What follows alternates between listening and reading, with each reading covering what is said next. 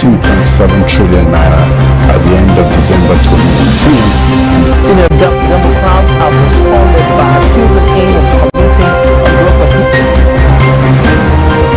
The All Progressives Congress has vowed to punish the Ogun State Governor Ibikunle Amosu.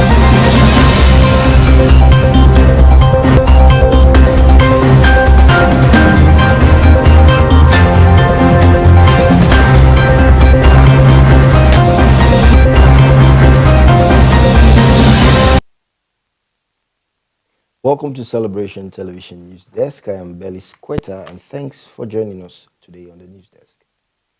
Now, the news making the rounds, federal government begins payment of increased police salary this January. South African court orders ex-president Jacob Zuma back to jail. New York City names first female police chief. Nimasa partners Agric Ministry to end illegal fishing. Omicron variant may force CAF to cancel the AFCON. Stay with us as the detail of the news comes after the short timeout.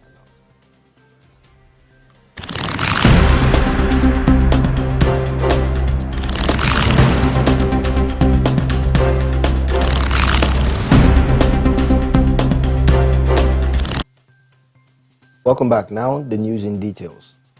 Federal government begins payment of increased police salary in January. The Federal Executive Council has approved 20% upward review of the salaries of the Nigerian police force personnel with effect from January 2022. The Minister of Police, Fair Maigari Dingadi, disclosed this to the State House correspondents at the end of the virtual Federal Executive Council meeting presided over by the President Muhammadu Buhari at the Council Chamber Presidential Villa in Abuja on Wednesday. The minister explained that the increased remuneration was a result of the demands of the youth during the NSAS protest that rocked the country in October 2020. And part of the demands made by the protesters was the upward review of the salaries and increased welfare for police personnel. Dingadi added that the approval aligned with the president's promise to enhance police personnel's pay as demanded by the protesters. And according to him, the increased earning is one of the ways to improve the relationship between the force and the Nigerian populace. He said the council also approved the review of the police duty tour allowance and shift allowance to 6%, as well as the release of 1.2 billion naira for the payment of insured benefits. And the minister said the sum of 13.13 billion naira was approved for the outstanding death benefit of 5,472 police personnel. He, however, stated that the payment will only commence after the Auditor General of the Federation must have scrutinized and okayed it. Dingadi also announced a tax waiver of 18.6 billion naira for junior police personnel, and this will not be the first time that the president is approving an increase in police salaries. And now moving forward, the cases rise. 107 inbound passengers test positive for COVID-19 in 1 week. No fewer than 107 inbound passengers to Nigeria has tested positive for COVID-19 in the last 1 week, and this was indicated in the data obtained from the Nigerian Center of Disease Control website on Wednesday. The website also showed that 703 cases of the virus were recorded in the country on Tuesday, and checks showed that between November 25th and December 4th, the country recorded 749 cases of COVID-19. And however, between December 5th and December 14th, the cases recorded were 4,029, representing 437.92% increase over the previous 10 days. And as of Tuesday, Nigeria has recorded 210,596 cases of the deadly virus. It was also learned that 5 additional cases of the Omicron variant of the virus has been detected in the country, bringing the total to 11. And while there are 11 cases of Omicron variant in the country, it was reliably gathered that the Delta variant had risen to 2,237. The NCDC has on December 1st said it had detected 3 cases of the Omicron variant in the country. And a week later, it disclosed that 3 additional cases have been detected, bringing the total number to 6. And as of last week, all the Omicron cases in Nigeria had traveled history from South Africa. And now in another development, hashtag North is Bleeding protest. The federal government under attack as the DSS and the police disperse and arrest demonstrators. A petition seeking a state of emergency in Sokoto, Zamfara, Katsina, and other states in the northwest has garnered 28,000 signatures on change.com on Wednesday evening, even as the insecurity in the region continued to escalate. And the petition, which was started by one Al-Nislam on Monday, called on the President Muhammadu Buhari to secure northern lives with the hashtag Secure North and the hashtag North is Bleeding. And as more people signed the petition, groups and individuals, including Amnesty International, the Middle Belt Forum, and human rights activist Omoyele Sowore, berated the federal government as the Department of State Service and the police dispersed in Kano. In Abuja, the protesters were not only dispersed, some of them were arrested. The petition further stated that more than 80 people were killed in another attack after gunmen descended on 8 villages in Kebbi State this year, while thousands of Nigerians have fled from their homes and farms in Zamfara State, where armed assault and hostage-taking is the business of the day.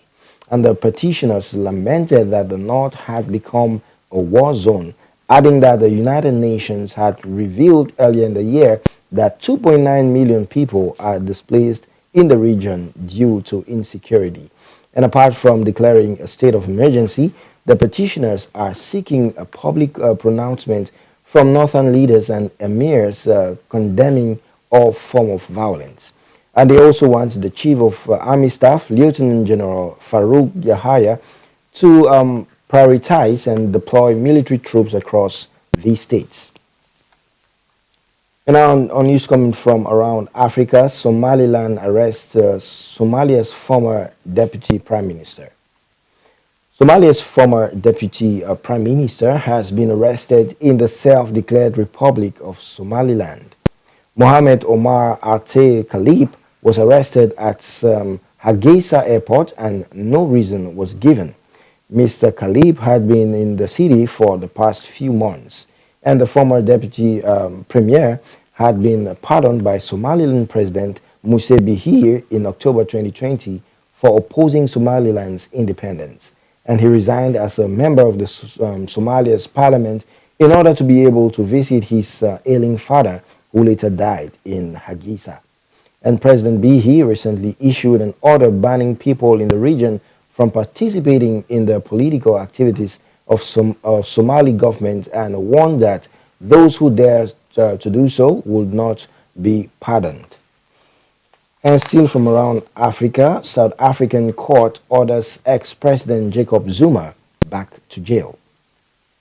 A South African court has ruled that the country's former president Jacob Zuma should be returned to prison, saying his medical parole was unlawful. And the time he had spent out of prison should not be counted in his 15-month sentence, the Pretoria court ruled. And Zuma was released on the 5th of September for an undisclosed medical condition. And he had been jailed for failing to attend an inquiry into corruption during his presidency. The 79-year-old handed himself in to the police in July after a public standoff, but his jailing, unprecedented for an ex-president, sparked violent protests and looting. And more than 300 people, mostly in Zuma's stronghold of KwaZulu-Natal province, died in the protest, and the former leader had testified only once at the inquiry into what has become known as state capture the allegations that government decisions were being taken on behalf of business interests through a corrupt relationship. And Zuma is also facing a separate corruption and fraud trial related to an arms deal in the late 1990s. Zuma has repeatedly said he is the victim of a political conspiracy, and prison authorities say his release on parole was compelled by a medical report, but his ailment has never been disclosed. And he did, however, undergo surgery after he was imprisoned. We're going on a short break right now. When we come back, we get more updates from the foreign scene. Don't go anywhere.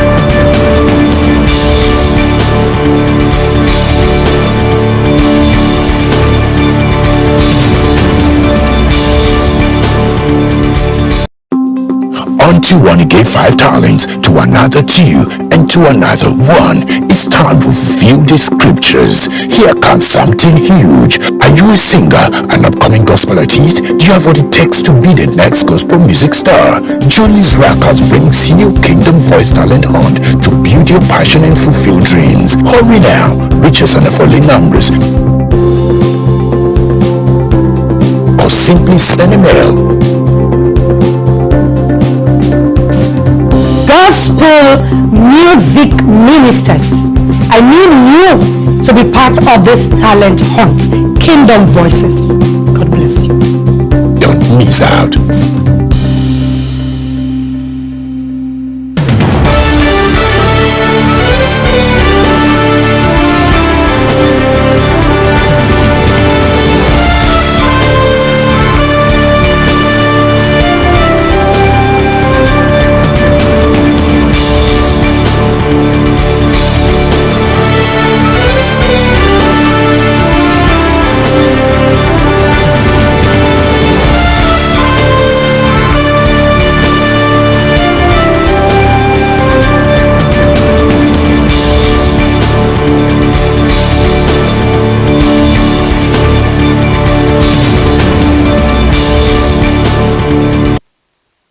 You're welcome back, and now news from the foreign scene. Derek Chauvin pleads guilty in George Floyd's civil rights case.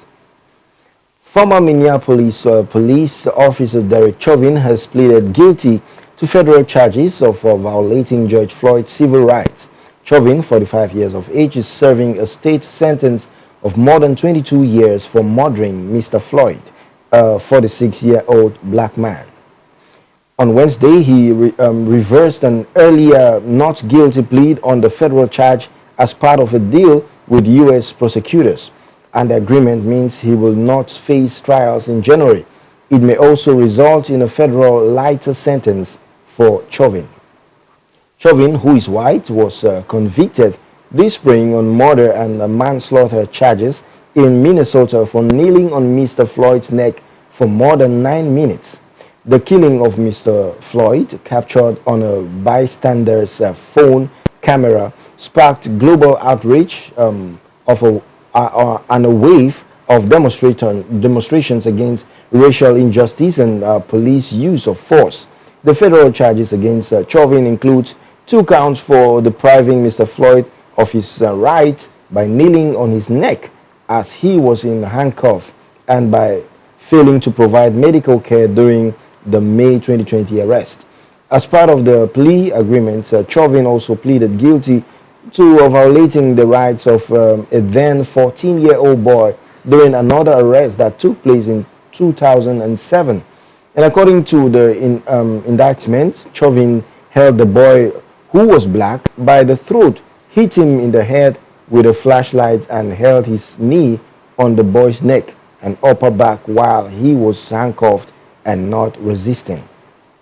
Chauvin, who has appealed his state murder conviction, had been in solitary confinement in a Minnesota prison since April, and the guilty plea on federal charges is likely to extend Chauvin's jail time beyond his existing one. And U.S. prosecutors recommended up to 300 months, that's 25 years, in prison for the civil charges. But the plea agreement will allow Chauvin to serve the two sentences concurrently.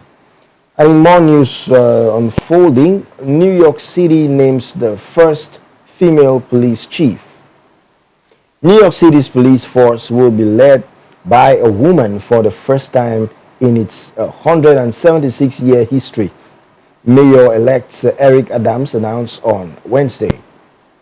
Kichan Sewell, 49 years of age, is 23 years veteran of Nassau Police Department in nearby Long Island, where she became chief of detectives in September 2020.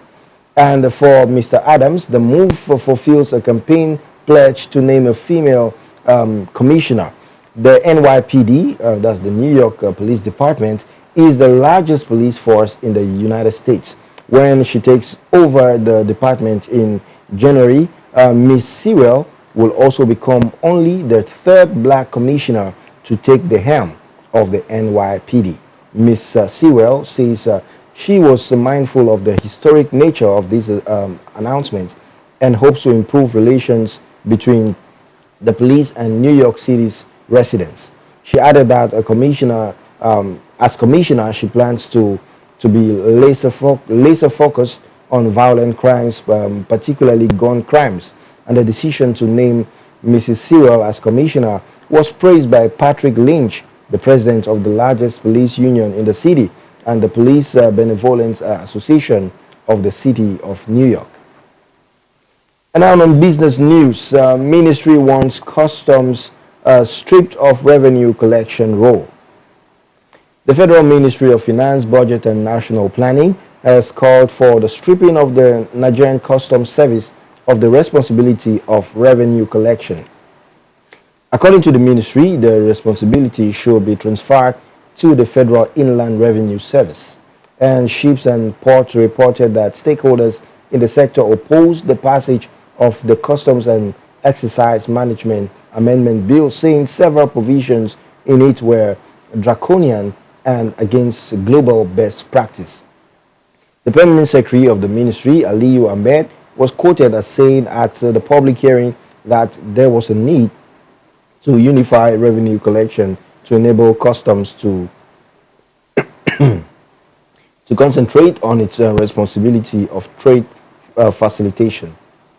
And he said the main function of the Nigerian Customs Service is trade facilitation, but the trade facilitation has been pushed to the background because of the focus on revenue collection.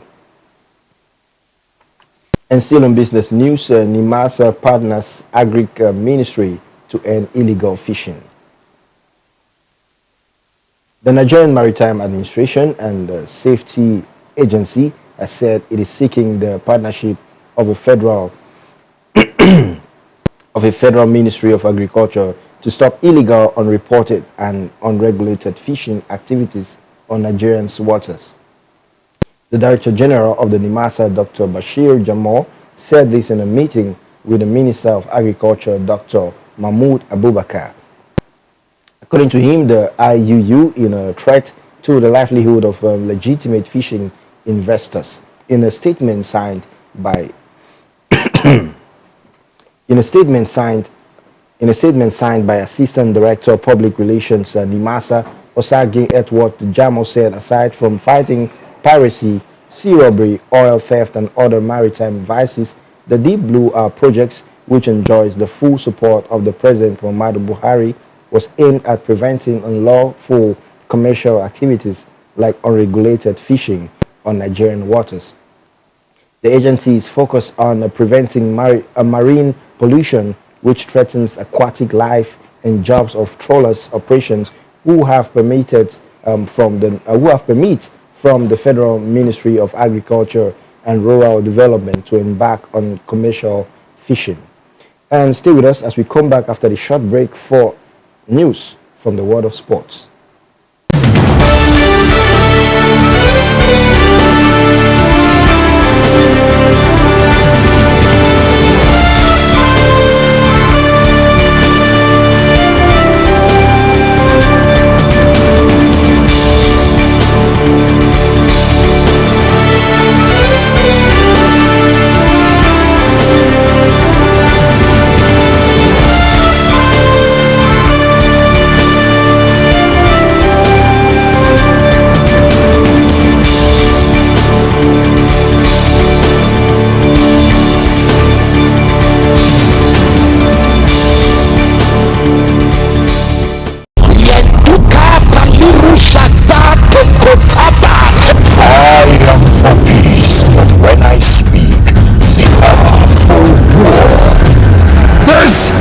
we hold them. This is where we fight. This is where they die. Operation Jabez 2021. You cannot die like a chicken. You cannot die by accident. You will not be slaughtered or wasted. You will not bury your children. You will not bury your loved ones. You don't serve a dead God. 2019, 20th December 2021 by 9 a.m. MVP and Daily GMT at the International Worship Center, Omega Fire Ministries, Gupta 132 Benin of Kenya, Buja Expressway, Auchi, Edo State, Nigeria. For inquiries, call.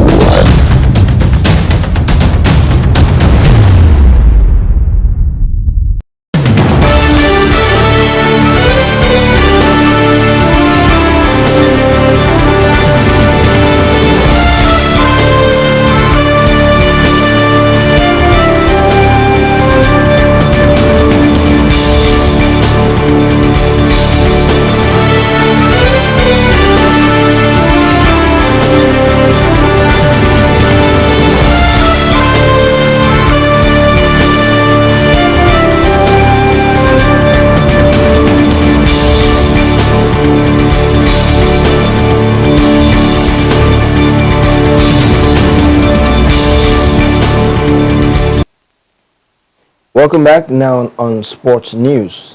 The Omicron variant may force CAF to cancel the AFCON. The Confederation of African Football is facing a nightmarish situation of having to cancel the 33rd edition of the African Cup of Nations slated for Cameroon early next year due to the emergence of a new COVID-19 variant, Omicron. According to a top CAF official, the continent's football governing body has been deliberating on cancelling the competition and could announce the decision to call off the competition in the coming days.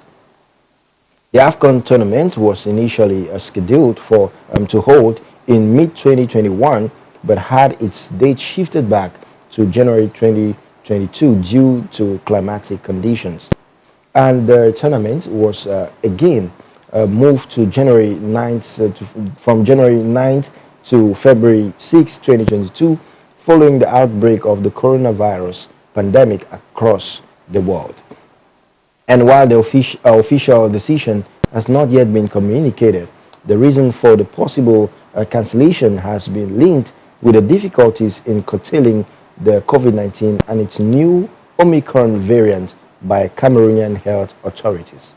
And the potential cancellation comes as good news to European clubs who have not hidden their displeasure with losing their key players in the coming weeks, Liverpool and Glasgow Rangers, for instance.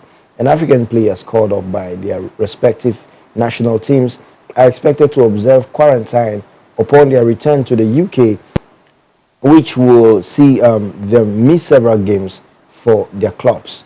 And Nigeria are among the 24 teams set to feature at the AFCON, with the three-time African champions already drawn in the Group D alongside Egypt, Sudan, and Guinea-Bissau. Still on sports news and last on the news desk for today, Napoli doctors to visit Osimhen in Eagles camp. Napoli doctors will be with Victor Osimhen when the Super Eagles camp resume as the three-time African champions begin preparation for the 33rd African Cup of Nations in Cameroon. Osimhen, who has been training individually at his base in Naples after undergoing surgery on his fractured cheekbone, has been listed in the Eagles provisional squad for the tournament. The report revealed that the Partenopia doctors and their counterparts in the Eagles will have to come to an agreement over the players' participation at the biennial event, which will hold from January 9th to February 6th. And Osimhen scored 9 goals in 14 games before his injury for Napoli, and he was also top scorer during the AFCON qualifying series, notching up 5 goals. And that's the size of the news for us today on Celebration Television News Desk. If you're just joining us right now, here is a recap of the news making the headlines. Federal government begins payment of increased police salary in January.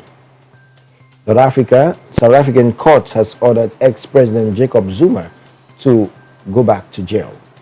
And New York City names its first ever female police chief. Nimasa partners agric ministry to end illegal fishing. And the Omicron variant may force the CAF to cancel the African Football Cup of Nations. And today on our photo of the day, we can see this picture on our screens, and it's a man looking at some arrows that are pinned to the ground, and is looking at a book. Now, what does this depict? A life spent making mistakes is not only more honorable, but more useful than a life spent doing nothing. So don't keep looking at what you want to do. Keep trying, make the mistakes and learn from them, and one day you will surely get to your target. So it's very important to continue trying, no matter how many times you try. Keep trying. So you can also share your thoughts with us on our different social media platforms. On Facebook, we are Celebration TV. On Instagram, it is My Celebration TV. On Twitter, it is at My Celebration TV. And on YouTube, it is Celebration TV. Now, never forget that your positive contribution to the wellness of the society you find yourself in, or the organization you work in, defines your leadership might.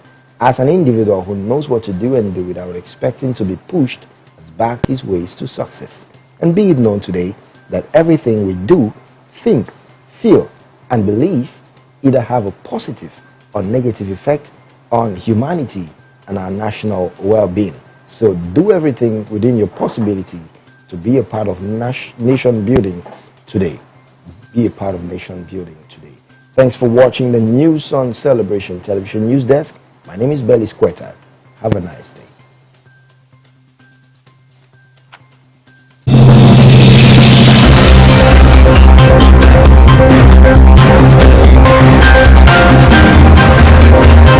Amounted to 15.7 trillion naira at the end of December 2019. Senior Democrats have responded by accusing him of committing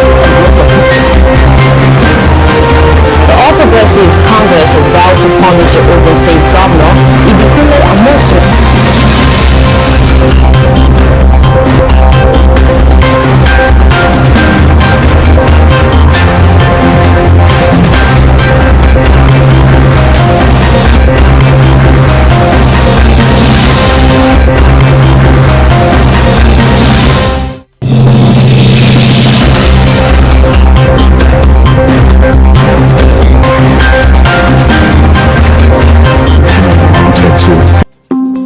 Unto one he gave 5 talents, to another 2, and to another